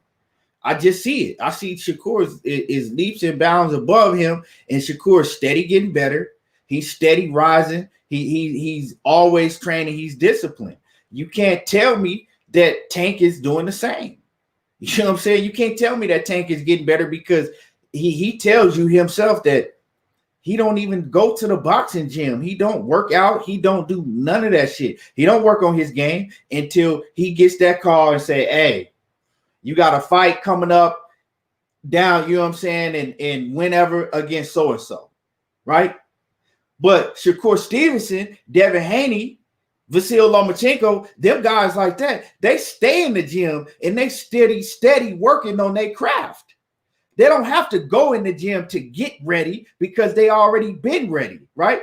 They going in the gym just getting better and continue to raise their level to learn it more and more. Tank ain't doing that. So how is he getting better? You telling me that him having a fight camp once, maybe twice a year, he's improving? He improving on his skills? How? How am I improving on my skills if I'm sitting down partying and chilling? Where am I getting better at? That's what I want to know. So, I mean, that's why, that's another reason we could talk about, yeah, Tank could be the same thing with AB. If AB, it's the same, he's showing you the same blueprint. You know what I'm saying? He's following down that same path. And everybody is giving him the same excuses or whatever you want to call it that we did with AB. Well, if he did this and when he gets focused and went, man. AB don't let his fucking hands go. Tank let his hands go. So yeah, he do. Well, he do, but I'm just saying it's a similarity with the lack of discipline on both. So before I start, Tank this and that, I want to see Tank stay disciplined, right, for a string of fights. Let me see him stay disciplined and stay on his shit for 3 fights in a row. I don't knock you on that. I can accept that. I can take you on that. You know, but like I said, overall, like my man Victor, he say that he think that Shakur Stevenson to smoke Tank Davis. But it's all opinion. Hey, you gonna have a lot of people that's gonna pick it. You know what I'm saying? Like I said, I'm gonna edge Shakur in that fight, but I know that there ain't no easy fight for either or. Like a nigga come to me and tell me that Tank gonna smoke Shakur, you out your goddamn mind. You know what I'm saying? You out your goddamn mind. J.A. Dixon says, when people don't believe in Tank, everything he does gets disconnected. What you mean? No, it's not that I don't believe in Tank. I see what I see. I see Tank is a hell of a motherfucking talent, but that's where it lies at. You know what I'm saying? He's a hell of a talent. I didn't just start watching boxing a year ago. You know what I'm saying? I've been watching boxing for well over 30 years. You know what I'm saying? Well over 30 years. I've been watching boxing that I could remember, that I could really, really remember, like that I could remember watching fights since like 86. You know what I'm saying? Before that, I was watching fights. I don't remember. But so I ain't just started watching boxing. And so with me saying that, I've seen a whole bunch of guys that was super duper talented, just like Tank, that was going in there running, but didn't have no discipline. Kept fucking up, couldn't make weight, blowing up in weight, doing other shit. And so me personally, when I see that and I see a string of behavior like that, and I see it continuing, I can't put my all in no dude like that, because I know I've seen in the past what happens to dudes that have all of the talent in the world, but when they get in there with somebody like a Shakur Stevenson that does have all of the talent in the world, but they have discipline, supreme discipline with that talent, they end up getting smoked. And then we looking like damn, I thought this dude was, come on, man. We can name, I can name so many fighters that's been in that position. Then you throw them in that position with another top dude, and they end up getting smoked and everybody is shocked. No, I don't. Like I say, I do got Shakur doing that, but But Victor say he agreed. Tank can't hold Stevenson jockstrap. I put that on everything. I got a bigger difference. I don't think like you can't just say Tank ain't on that level like that. I think they both high class level fighters, but I do think Shakur got attribute. Let's go steal that motherfucker. Let's go take that bitch. Renee Boxing was going down, fam. But to each his own. To each his own. Yeah. Like I said, and World Combat Sport. I think he's talking about the Tank Davis fight. Yeah, Tank bring him out. World Combat. He said all ebony baddies was on deck. He said Monica, Candy, Toya, Lil Kim, Cardi Red. He said all of them showed up. Oh yeah, Tank a, take a stop. Tank Davis. These guys. They want to fight Tank Davis. These guys got to do what Tank Davis want. Because Tank a star. Leonard Ellerby. These guys, everybody, all these guys, they want to be where Tank Davis is at. They want to do what Tank Davis, because Tank, Tank is going to be the next pay-per-view star. We got a blueprint for Tank. So Leonard, when you think, Leonard, you know what I'm saying? So when you think Tank is gonna step up and fight these guys like Vasil Lomachenko and Devin Haney? No. See. I don't know about Vasil Lomachenko and Devin Haney, but I know that Tank Davis is a star. I know that all these other guys, they want to do what Tank Davis is doing. And Tank is we have the blueprint. We got a plan for Tank Davis. We got the blueprint for Tank Davis. And Tank Davis, Tank Davis is just amazing. Hey, Leonard Ellerby, he ain't gonna ask no question. He gonna go around every question. You're not worried about what's behind you. When you look at Tank, oh fuck no, you fuck up. Man, y'all hit that like button. Pull Counter says we believe that Lopez fight Tank will grow as a fighter. He says it's gonna bring his dedication to a new level. Yeah, I believe that too. Chris Ward off in the building, Coach off in the building. What's good? Renee Young boxing. What's happening? Renee Box Young. What's good with it? Let me see. Man, we want to go ahead and Money wants to cook on the Deontay Wilder, Yeah, the main situation. Go ahead and we're gonna switch it up, man. Listen, man. All right, now check this out, everybody. And I want y'all to listen well, right? Wilder has decided to part ways with Mark Breland, right? He decided to part ways with Mark Breland. And that is his right. That's his choice. You know what I'm saying? He got the right to do that, right, Keith?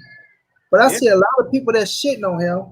These motherfuckers talking about, oh man, this man did this, this man saved his life, this man did that, that man, But I don't see okay, Danny Jacobs parted ways with Andre Wazir, who been with him his whole career and got him to where he was at to make his biggest payday. He took off on him. Triple G parted ways with Abel Sanchez. Who been with his whole career, who got him to his biggest paycheck. He took off on him. My dude J-Rock just parted ways with Bread, man. Y'all excuse my Lanice in the back. Parted ways with Bread, man. You know what I'm saying? Who been with him his whole career.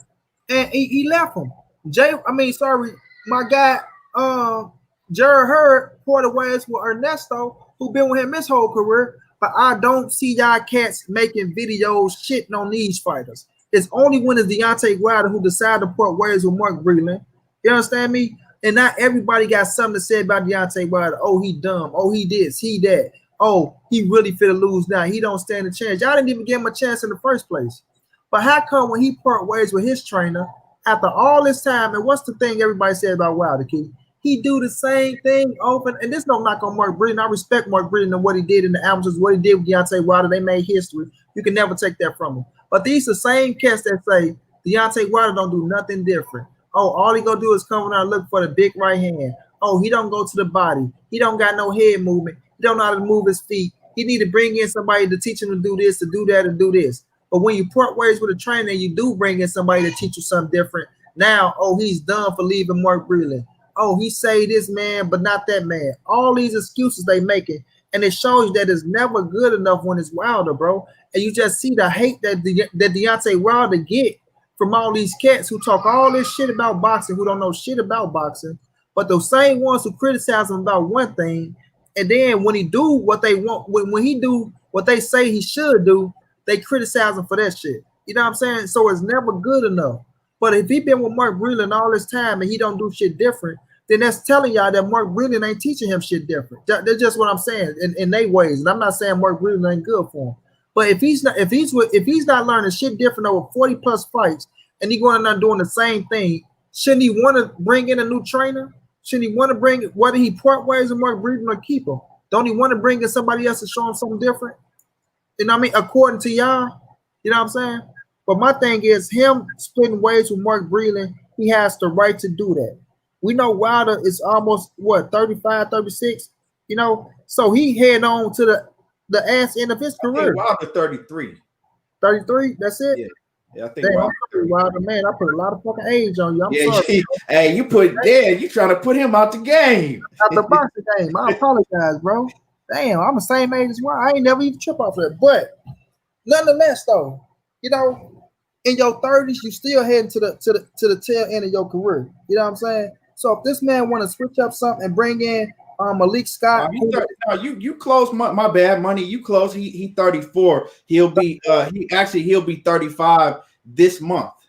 Okay, so yeah, you was damn there. So looking at that, if you want to bring in somebody that you consider a brother and you feel like they can help you in your career, and Malik Scott is a hell of a boxer. You know what I'm saying? He never became world champion. Wilder gave him his first loss, then he ended up losing to Luis Ortiz. I don't know if he got another L on his record or not, but certain fighters that be in the fight game become good fucking coaches. You know what I'm saying? But you got to start somewhere. So for y'all to shit on him, oh, he bringing in this dude, y'all don't even know shit about Malik Scott. You got niggas putting up Malik Scott kissing on his girl, this, that, and the third time out. Who is this? Like, bro, do your research first before you try to talk about somebody. But about Wilder bringing in somebody, bro, you want to leave this man and bring in somebody else, that is his right to do that, man. That is his right to do that. Y'all didn't shit on Fury when he went and got with old boy from fucking with fucking Crunk Jim. You motherfuckers ain't shit on him for leaving his trainer. You know what I'm saying? So I just see this double standard ass shit, bro, and it's only coming from his own people. You know what I mean? I expect that from other motherfuckers. Don't get me wrong, but it's only coming from his own people where they try to shit on him and talk about him and talk about all this bullshit, man. Y'all need to cut it out with the bullshit, man. The third fight is gonna happen in 2021. We go see what happened in the fight. You understand me? Long as they clean Fury the fuck up, make sure he's not cheating. And I'm gonna keep saying it, make sure he's not cheating. Why to go out there and knock him the fuck out? And all that Anthony Joshua and Tyson Fury shit, it ain't gonna be no more. Just keep that same energy and make Joshua get into that ring with Deontay Wilder at the end of the day. You know what I mean? But stop hating on Deontay Wilder because of y'all personal feelings and how y'all feel about a certain group that y'all don't fuck with. And y'all want to bring the hate back to Wilder and y'all want to see this man lose and see the worst for him. You know what I mean? That shit just don't fly right with me, man. Y'all boys need to stop it. It's sucker shit. You know what I mean? Call a spade and just be fair in this boxing game, man. You know what I mean? It's too much bullshit going on. Nobody can be fair no more. And everybody always want to talk about, oh, keeping it real. I want to be fair, this, that, and the third, but nobody keeps it fair no more, man. You know? And I just look at it as bullshit, kid. What you got to say on it, bro? Yeah, man, it's what it is, you know, you hearing from motherfuckers that don't like Wilder. So it don't matter what he do, they gonna hate on it. You know what I'm saying? I looked briefly in, you know, a couple groups and I seen them posted and I was just like, and I said, let me click in here. And all of it was just nothing but hate. So now all of a sudden, Mark Breland is the best trainer in the world because, you know, I remember that the same fans and the same people that's shitting on Wilder for getting rid of Mark Breland, them was the same ones that were saying that he needed a new trainer.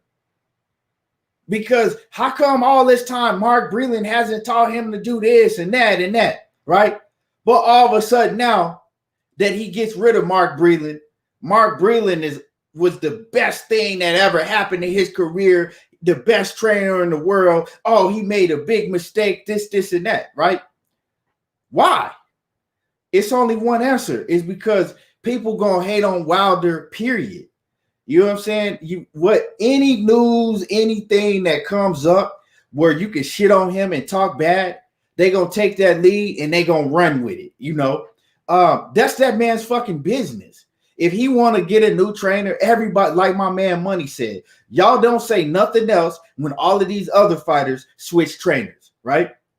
Didn't nobody talk about how fucked up and how awful it was when Tyson Fury left his trainer, right?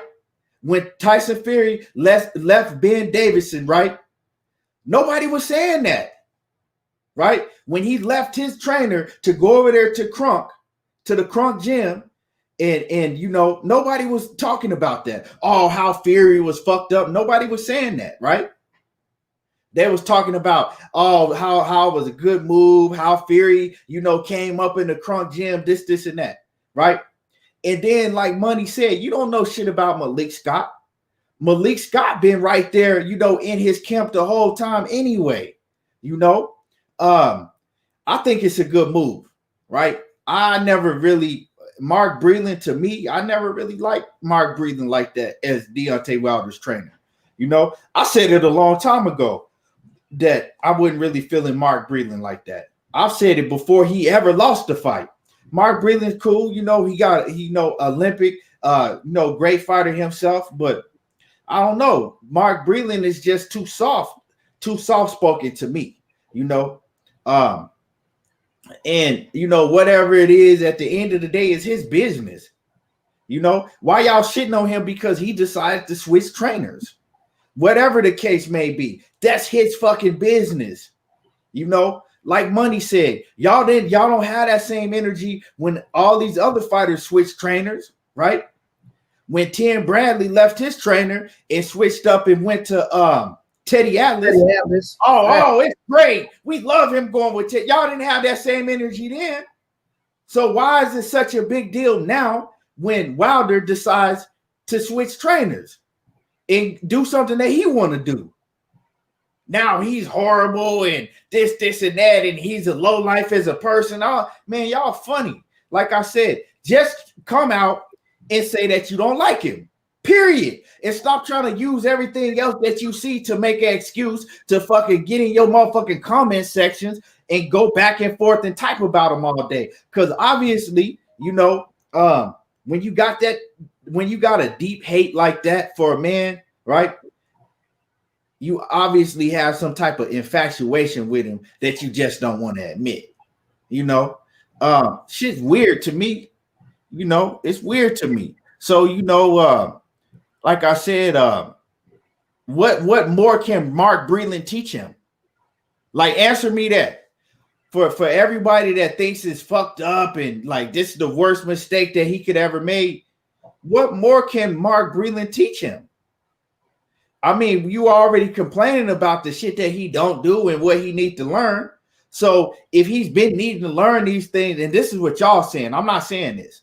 If y'all feel that he's been needing to learn this, and that, and he been with Mark Breland this whole time, so what more can Mark Breland teach him? That's all I want to know. So let me get through some of y'all comments. Man, I know I'm way behind on y'all comments. I see y'all in here, let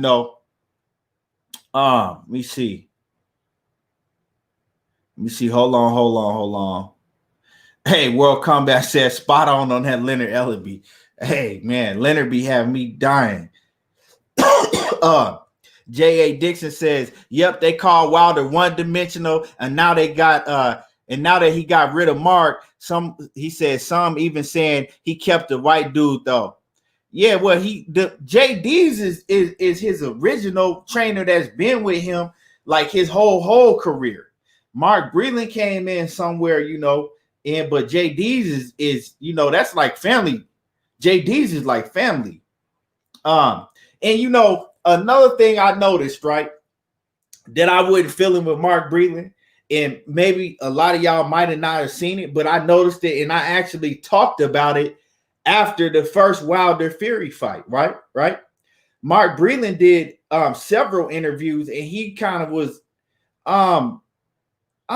I don't want to say downing Wilder in public, but he was kind of talking negatively about Wilder. Like, you know, when they asked, Mark Breland wouldn't even say that he thought Wilder won the first fight. He was like, well, you know, he wasn't doing what I told him, and I was telling him to do this and that and that. Like, he was kind of, you know, to me, in the couple interviews that I heard with Mark Breland after the first Fury fight, it sounded to me like, I was like, damn, is he on with Team Wilder or is he with Team Fury? Because he was talking a lot better about Fury than he was his own guy. And that's one thing I noticed. And it's funny because now Wilder's finally getting rid of him now. But I said way back then, I said, Wilder need to get rid of Mark Breland. I did a live and I talked about how Wilder needs to get rid of Mark Breland. And that was way back then. So, you know, I agree with the move. But, you know, that ain't none of my business. That ain't nobody else's business. You know, that man got to get in the ring and fight. Y'all acting like y'all so mad now that he got rid of Mark Breland already. Like y'all just care about Mark Breland so much all of a sudden. Come on, man. Miss me with that bullshit. Thanks. Robert Drummond says Charlo parted ways with his trainer. Didn't nobody say nothing about that? Yeah, man. Let me see. Victor Morales says that's not necessarily true. He says, I know from firsthand knowledge that Wilder just doesn't listen. Well, okay. See, this is what I'm saying, Victor. And I'm not saying that you lying. I'm not saying I don't know. I don't know what Rob Wilder do in his camp. But this is the thing. If you have a Mark Breland, right? And Wilder's not listening to him because, like I said, Mark Breland is kind of real soft-spoken. You certain type of characters, you need certain type of trainers for. Like I see, you know, like some people need a Teddy Atlas style trainer. Some people need a Mark Breland style trainer. You know, if Wilder doesn't listen to Mark Breland like that, well, obviously Wilder needs a different type of trainer. A trainer that's gonna get in his ass, a trainer that's gonna, you know, hold him accountable, like my man, like Cunningham, like a Cunningham, you know, somebody like that. You know, I know that Malik Scott, I know that he can get in Wilder's ass a little bit more because, you know, they close, they like family. That's his brother. And if Wilder fucking up and he ain't listening, I'm pretty sure that Malik Scott gonna get in his ass and let him know, like, hey, you either gonna listen to me, we still family, but I'm not fucking with you.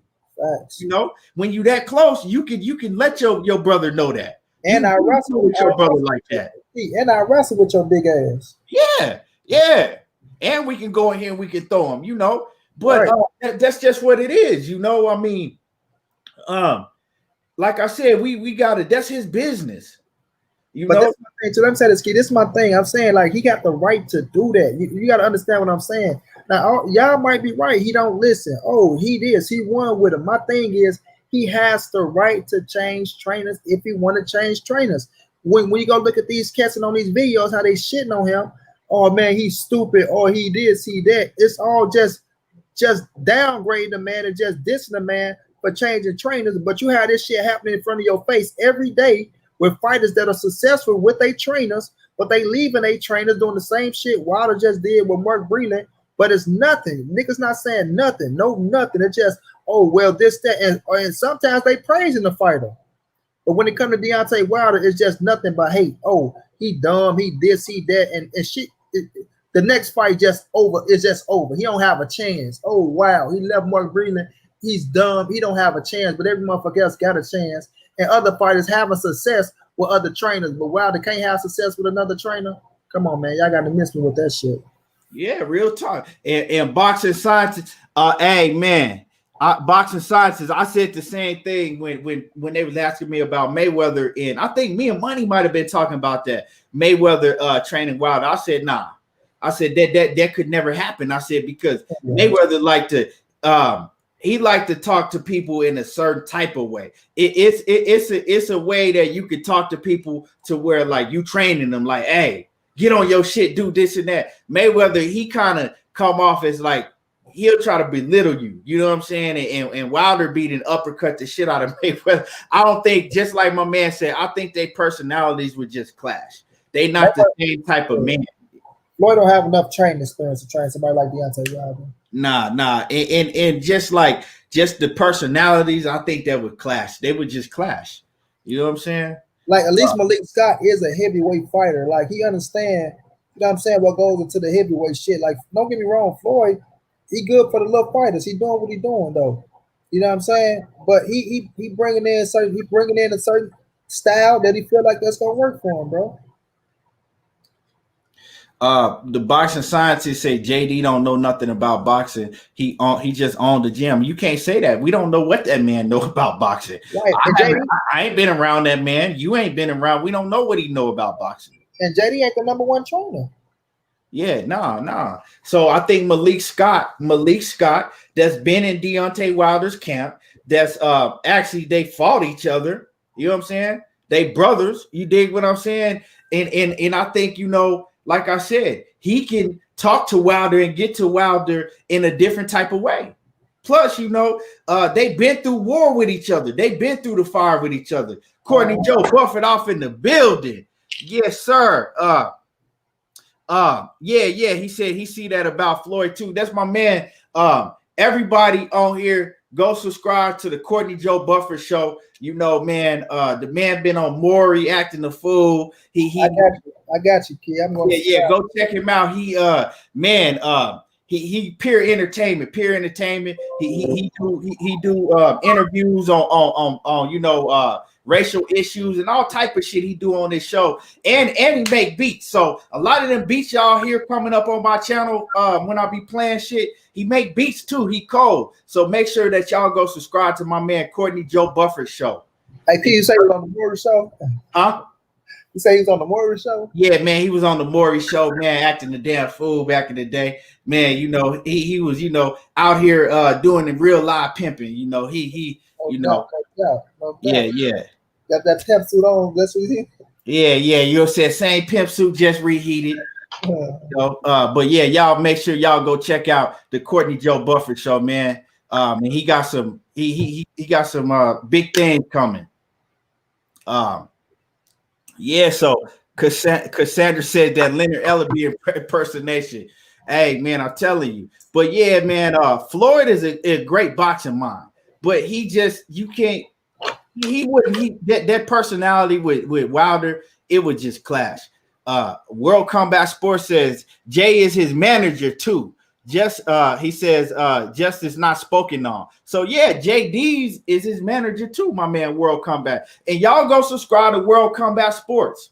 Like I said, World Combat Sports, man. Hey, he do his thing. MMA, boxing, all of it. He covered the fights. He shit. If they let media cover the Teofimo Lopez Lomachenko fight, I'm pretty sure World Combat Sports is gonna be right there in the building. But yeah, man, we getting ready to wrap this thing up. I know Blue Blood is on. You know, we ran a little over. Blue Blood is on. Money, before we get up out of here, you got any, you know, anything else? Nah, man, just want to appreciate my bro Keith for letting me come on and cook, man. You know, he gave me the flow today, and I appreciate that, man. You know what I mean? Just salute to everybody that came through showing love. You know, make sure y'all continue to follow Keith, who's doing great work. Like I always say, an unbiased boxing man gonna tell you how it is. No matter if it hurts your feelings or not. You know, y'all hit that like button. Make sure y'all support. Make sure y'all follow me at Monnie Brown TV. You know what I mean? That's MONNIE right there as y'all see it, Monnie Brown TV. And make sure y'all follow me on Instagram if y'all could at Monnie_the writer, man. I appreciate y'all. You know, I'm doing good work up on my channel. My live is gone until December, but I'm dropping videos after videos. You understand me? So much love to y'all, man. Keep supporting. Much respect to y'all. And like I always say, man, big dog status. Word, yeah, for sure. And yeah, y'all make sure y'all go support Monnie Brown TV because he's still dropping all them gems on y'all. Even though they took his live away, he's still dropping all the gems. You know, he on it. And everybody in the chat, if I missed your comment, you know, we here tomorrow. Same time, 11:25. That's Mountain Pacific time, 11:25 Mountain Pacific time. That's my time. So Central time, that's 1:25 Central time, and that's 2:25 on the East Coast. Make sure that y'all tune in Monday through Friday. If I don't do it live, I'm gonna let y'all know ahead of time. Appreciate everybody for stopping in. Make sure that you hit the like button. Subscribe to the channel on YouTube if you on Facebook and you haven't subscribed yet. And we out. Y'all already know how I do. There you go, talking that boxing again. I don't watch reality TV. I watch boxing. Everybody go over to Blue Blood Sports TV, and we in here tomorrow. I'm out.